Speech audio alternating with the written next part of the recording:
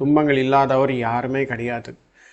ஆனால் சிலருக்கு ஜாஸ்தியாக இருக்கிற மாதிரி தெரியுது. சிலருக்கு மட்டும் எவ்வளோ துன்பங்கள் இருந்தாலும் எல்லாருக்கூடையும் சிரிச்சிட்டே ஆனந்தமாக பேசிகிட்டே இருப்பார்.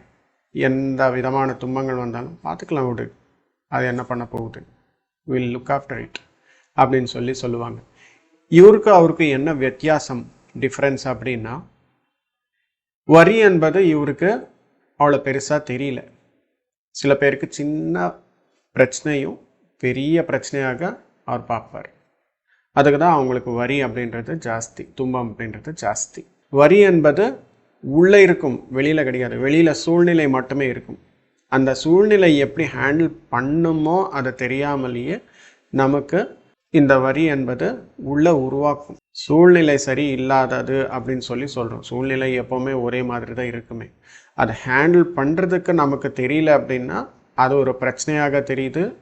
அந்த பிரச்சனையின் மூலம் மனசில் ஒரு துன்பம் என்பது ஏற்படும். இந்த துன்பம் என்பது ஏற்படும் போது என்ன ஆகும் அப்படின்னா, மைண்டுக்கு ஒரு புது ஆக்டிவிட்டி மாதிரி இருக்கும். அது அப்போது வரைக்கும் அந்த சூழ்நிலை பார்த்ததே கிடையாது, அது புது சூழ்நிலை.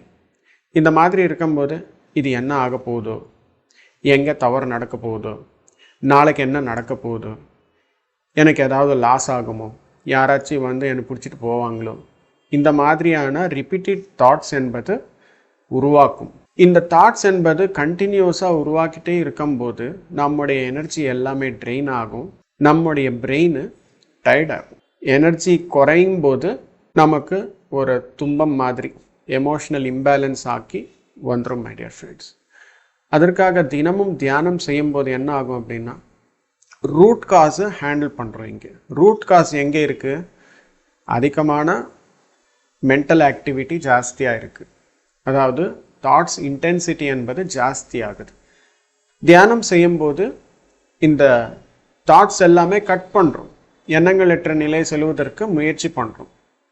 இந்த முயற்சியில் என்ன ஆகும் அப்படின்னா, ஒரு அமைதியான நிலைமைக்கு இன்டென்ஷனலாக நம்ம பாடி அண்ட் மைண்டை கொண்டு போகிறோம். இந்த நேரத்தில் பிரெயின் ஆக்டிவிட்டியும் கம்மி ஆகிடும், எமோஷனல் ஆக்டிவிட்டி கம்மி ஆகிடும், மென்டல் ஆக்டிவிட்டியும் கம்மி ஆகிடும். எல்லாம் கம்மி ஆகும்போது நமக்கு பதில் என்பது கிடைக்கும். எப்படி கிடைக்கும் சார், எண்ணங்கள் எல்லாமே குறைந்தால் அப்படின்னு கேட்டால், நமக்குள்ளேயே இருக்குது சொல்யூஷனு. அந்த சொல்யூஷன் என்பது ஒரு சின்ன ஐடியா, ஒரு சின்ன எண்ணம். 1000 எண்ணத்தில் ஒரே ஒரு எண்ணம் தேடணும் அப்படின்னா நம்மளால் கஷ்டமான ஒரு செயலாக இருக்கும். அதுவே தியானம் செய்யும் போது எல்லா எண்ணங்களும் குறைய குறைய குறைய குறைய ஒரு 10 எண்ணங்கள் இருக்கான்னு வச்சுக்கோங்க. அந்த 10 எண்ணங்களில் ஒரே ஒரு ஐடியா ஆகட்டும், ஒரே ஒரு எண்ணம் ஆகட்டும், இந்த சூழ்நிலை ஹேண்டில் பண்ணுறதுக்கானது அதில் இருக்கும். அது தேடுறது ரொம்ப சுலபம். அந்த மாதிரி தேவையான எண்ணங்கள் மட்டுமே நம்ம மைண்டில் இருக்கிறதுக்காக உதவும் தியானத்தின் மூலம். இந்த மாதிரி இருக்கும்போது ஆட்டோமேட்டிக்காக சூழ்நிலையுடைய சொல்யூஷன் என்பது நமக்கு கிடைக்கும். அந்த வரி என்பது, துன்பம் என்பது இயல்பாக போயிடும் my dear friends. Situation handling will become very very easy.